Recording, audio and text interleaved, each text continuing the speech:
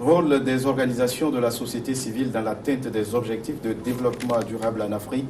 Seconde partie de ce numéro de votre émission Invité Afrique avec M. Kofi Kanitom du Forum des organisations de défense des droits de l'enfant au Togo Fodette. M. Kanitom, est-ce qu'il y a un mécanisme de suivi, évaluation de vos actions sur le terrain? Du côté du bailleur, on a le sentiment que beaucoup d'actions sont faites, sont financées, mais pour peu de résultats sur le terrain. Merci beaucoup. D'emblée, je vais dire oui parce que, vous savez, dans les engagements pris par l'État, il y a l'obligation de compte rendu au niveau des instances internationales. Donc, à travers des rapports périodiques que l'État doit soumettre. Et j'ai pu vous dire qu'au niveau du Forum des organisations de défense des droits des enfants, FODET, nous sommes la fêtière qui est retenue pour pouvoir produire des rapports alternatifs, des rapports complémentaires pour infirmer ou confirmer ce que l'État rend comme compte à ces organisations. Donc, c'est pour vous dire qu'on ne peut jamais produire ce rapport sans avoir procédé à un suivi, évaluation de ce qui se fait.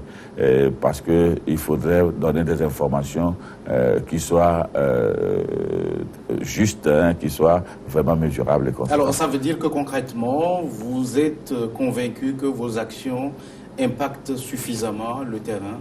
Oui, au fait, je dirais dans la moindre mesure parce que il serait utopique de dire que ça impacte totalement les actions de terrain, parce que si vraiment cela était le cas, nous ne courions pas à certaines enfreintes qui sont connues au quotidien dans nos différents départements.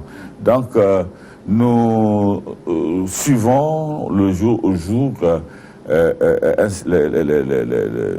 les actions financées par l'État et nous illustrons par moments dans certaines dénonciations quand nous constatons que ça ne va pas. Mais il faut dire également que nous sommes une société civile, nous ne sommes pas obligés d'être écoutés. Cependant, nous faisons ce que nous pouvons faire. Ce n'est pas tout à fait cela, mais nous le reconnaissons. Mais à chaque fois que l'opportunité s'oppose, nous essayons d'aller voir et de dire ce qui ne va pas. Vous auriez constaté, FODET n'est pas la seule organisation de la société civile. Il y a plusieurs organisations de la société civile qui sont positionnées sur des thématiques. En santé, quand ça ne va pas, vous entendez des gens crient, des gens sont même, des organisations vont même jusqu'à dénoncer ce qui ne va pas, même si ce n'est pas pris en compte. Il y a cette autopsie qui est souvent faite et des appels d'éveil et de veille sont toujours maintenus. Mais je dis que ce n'est pas du tout cela.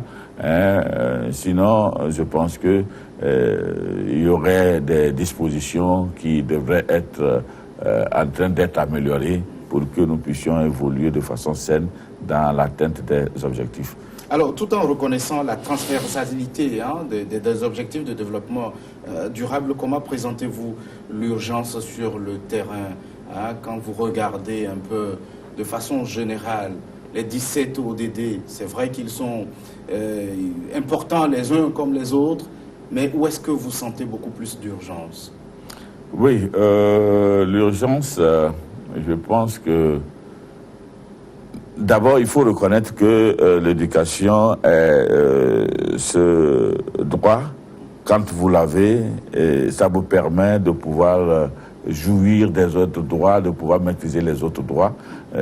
Si cela est, il faut dire que l'urgence d'abord, c'est de revoir un peu l'ODD 4 et de le mettre tellement en pratique. Et pour pouvoir le faire, il faut que ce soit des hommes qui soient sanitairement solides. L'ODD 4, éducation de qualité. Éducation de qualité, oui. Et puis il faut maintenant voir l'ODD 3 qui parle de la santé, parce qu'en réalité, si vous n'êtes pas bien dans votre peau, vous ne pouvez pas malheureusement suivre l'éducation. Voilà, on va les prendre les uns après les autres. Oui. Donc vous parlez de ceux qui vous semblent être prioritaires, notamment l'ODD4 qui parle de l'éducation. Et qu'est-ce que vous voyez comme défi dans ce domaine?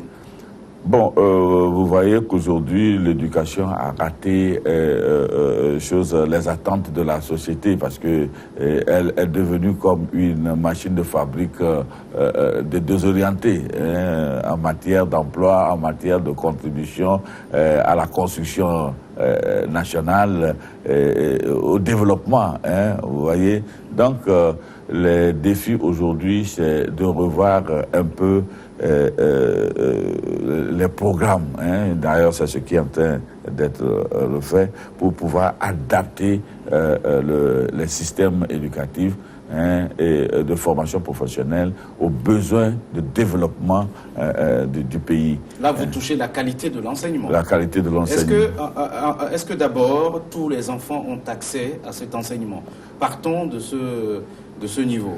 Bon, les efforts sont en cours pour permettre l'accès universel. Depuis 2008, vous savez qu'il y a eu ce phénomène de gratuité scolaire. Et le monde entier a frémi par rapport également à cet élément parce que dès que le problème de l'éducation pour tous est né, on a constaté que effectivement il y a eu une grande ouverture des écoles et qui s'est limité seulement à l'accès où les effectifs sont devenus pléthoriques et sans se soucier de ce que l'école doit donner en termes de qualité d'apprentissage, qualité d'enseignement. C'est pourquoi aujourd'hui, on est revenu au niveau de l'ODD4 pour pouvoir réguler un peu ce niveau. Est-ce que les infrastructures d'accueil suivent ce rythme, puisque nous avons vu ces images dans certains coins les plus reculés où c'est encore difficile d'avoir des infrastructures dignes de ce nom? Ouais, là, vous m'emmenez à parler des composants de la qualité. Et en matière de composants de la qualité, il faut dire qu'il y a beaucoup de choses à faire parce que ce n'est pas encore ça. Même autour de vous, quand vous rentrez dans les écoles, vous constatez, publiques du moins, vous constatez que les effectifs deviennent de plus en plus pléthoriques, c'est ce que je disais tantôt. Un autre phénomène, c'est que nous assistons maintenant à la marchandisation de l'école, de l'éducation. L'État semble se désengager et laisse le privé gérer la chose. Et quand le privé gère la chose, ça amène à ce que vous entendez souvent sur les médias où l'État dénonce qu'il y a des écoles qui viennent faire valoir des prestations qu'elles ne font pas. Il y a le foisonnement de plusieurs écoles qui forment dans plusieurs filières qui malheureusement ne portent rien comme contribution. Il y a également les matériels qui sont inadaptés, les programmes qui sont inadaptés. Donc ce n'est pas seulement les infrastructures, mais plus encore les infrastructures parce que ça ne suit pas l'évolution démographique qui est en plein essor. Ça fait qu'aujourd'hui, tout le problème est là. Ça ne concourt pas à cette qualité, même si on a cette volonté. Il faut dire que la volonté est affichée, mais les moyens sont très rares pour pouvoir y conduire. Où trouver ces moyens? En fait, les moyens d'abord, tels que la communauté internationale l'exige aujourd'hui, doivent être des moyens domestiqués, c'est-à-dire à l'interne. C'est à l'interne qu'il faut avoir... Ça veut dire qu'il ne faut pas toujours attendre que ces moyens viennent de l'extérieur. Donc il faut les domestiquer, il faut que ces moyens soient de l'intérieur. Dans la moindre mesure, il est également dit que les pays qui s'illustreront dans la mise en œuvre de ces objectifs bénéficieront de l'appui international. Mais c'est ce que j'ai dit. La plupart de ces appuis, quand ils arrivent bien orientés, si bien que ça ne nous permet pas de pouvoir toucher les défis qui sont vraiment urgents pour nous à l'interne. C'est ça qui crée des problèmes. À cela, maintenant, il va falloir que dans l'esprit de régionalisation, les pays africains puissent s'organiser en grands réseaux comme la CEDEAO, etc., pour pouvoir voir comment fédérer leurs efforts en matière de recherche additionnelle de financement pour pouvoir aider le pays à résoudre ces problèmes. Sinon, les défis sont plus énormes que les moyens disponibles. Alors, vous qui intervenez dans le domaine de l'éducation, au niveau de votre organisation, de la société civile, si vous voudriez jeter un regard comparatif au niveau de la sous-région, est-ce que vous avez le sentiment qu'il y a plus d'avancées chez vous, dans votre pays, le Togo, ou c'est plutôt ailleurs? Comment est-ce que vous pouvez comparer ce qui se fait ici et ailleurs? Bon, la comparaison serait salutaire si tous les pays s'étaient engagés dans les mêmes priorités. Donc les priorités étant différentes, il est un peu difficile de pouvoir faire cette comparaison. Mais nous pouvons également dire que le Togo doit être en train de s'illustrer dans les meilleures performances en qualité de choses de son statut de pays pilote dans les ODD, ce qui suppose qu'il y a beaucoup de regards qui sont focalisés sur ce Togo. Et en principe, les choses devaient faire pour servir d'exemple de dissémination dans les autres pays. En cela, je dis que il y a des efforts qui sont quand même louables, mais il faut relever les difficultés liées aux moyens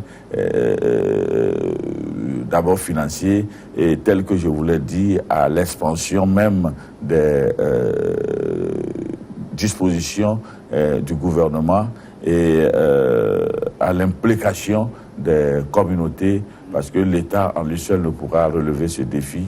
Il faut que je salue de passage la concertation nationale des organisations de la société civile qui, en principe, devrait permettre de pouvoir cerner ce que l'État est en train de faire et de pouvoir, dans son rôle légalien d'organisation de la société civile, ameuter la communauté et les engager dans l'accompagnement de l'État. Il faut également dire que là aussi, ça souffre un peu d'imperfection parce que ce n'est pas tout à fait ce qui devait être fait qui se fait. Ça fait que les organisations de la société civile également ont des difficultés à accompagner l'État, tel que je vous l'ai expliqué tantôt. Nous ne nous illustrons pas dans ce que l'État fait. Nous faisons plus ce que les bailleurs que nous avons nous demandent de faire. La main qui donne, la main qui dirige. Kofi Kanitom, il y a un objectif de développement durable qui a une résonance particulière en Afrique. C'est le premier, l'ODD 1, l'éradication de la pauvreté. Alors, à ce niveau, est-ce que vous pensez qu'on peut vraiment obtenir des avancées? Par où passerait la solution? Tout est là-bas, comme vous l'avez souligné. L'éradication de la pauvreté, il y a beaucoup de choses à faire là-bas. Vous voyez, d'abord, il y a que la redistribution des moyens du pays n'est pas souvent uniforme. Ça fait que vous verrez des sociétés plus à l'aise que d'autres sociétés. La deuxième chose est que le développement national ne se fait pas de façon uniforme. Il y a des milieux plus développés que d'autres milieux. La troisième chose est que les dispositions naturelles font déjà mal à certaines localités, où vous avez des localités où il y a presque tout pour se développer, pour prôner le développement et l'enrichissement de la communauté, alors que certaines zones sont enclavées et puis ne disposent d'aucun avantage pour ce développement. Maintenant, comment corriger l'ensemble de la pyramide de ces inégalités est la question aujourd'hui qui se pose, et que l'ODD 1 devrait en principe commencer par mettre des politiques. Il faut dire que l'ODD 1 et 2 sont de pair, la lutte contre la faim. Donc, il faut dire qu'aujourd'hui, nous avons des dispositions qui sont en train d'être mises en place à travers le ministère du Développement à la base. Nous regardons cela. Nous voulons croire que ça peut corriger, mais c'est que réellement la plaie est béante, que la cicatrisation tarde à se faire sentir.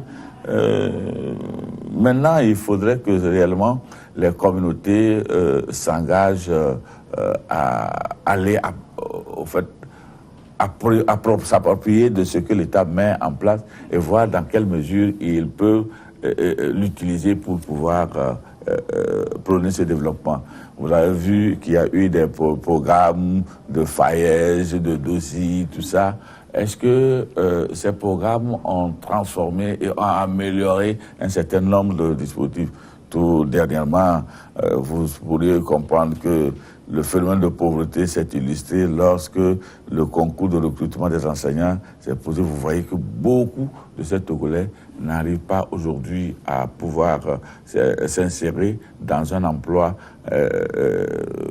décent pour pouvoir dire qu'ils peuvent tirer. Et les communautés également n'ont pas des activités qui puissent leur permettre de produire des richesses. Tout ça là crée un certain nombre de problèmes. Alors, les pays auront rendez-vous avec 2030 pour l'atteinte de ces ODD. Alors, au rythme où vont les choses, dans quel domaine vous pensez qu'on pourra véritablement être au rendez-vous? Il faut dire que d'emblée, en matière d'industrialisation, le Togo ne peut pas se dire qu'il peut faire de grandes avancées. Parce que même si aujourd'hui nous nous illustrons, il faut dire que nous serons obligés d'importer les matières techniques de l'extérieur, ce qui nous reviendra très cher parce qu'il y aura la concurrence déloyale qui va s'illustrer. En matière de quoi encore, je pourrais dire, de développement technique également, il va être difficile. Ce dont nous pouvons aujourd'hui dire que nous pouvons mettre en œuvre, c'est peut-être revoir un peu le secteur tertiaire, l'artisanat, l'agriculture. C'est là où nous pouvons encore vendre au reste du monde beaucoup de choses parce que vous comprendrez que les restes de ces pays développés aujourd'hui vivent sur des productions génétiquement transformées. Si nous pouvons, en ce que moi je pense, nous atteler vraiment à notre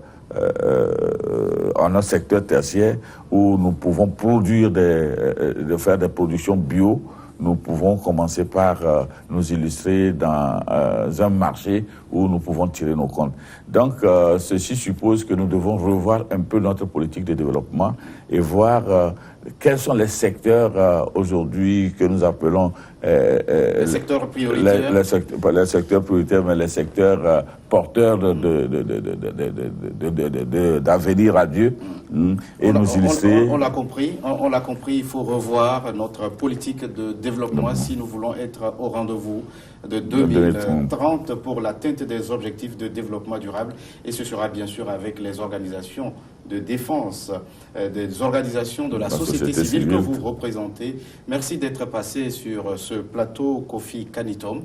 Vous êtes du Forum des organisations de défense des droits de l'enfant au Togo, FODET.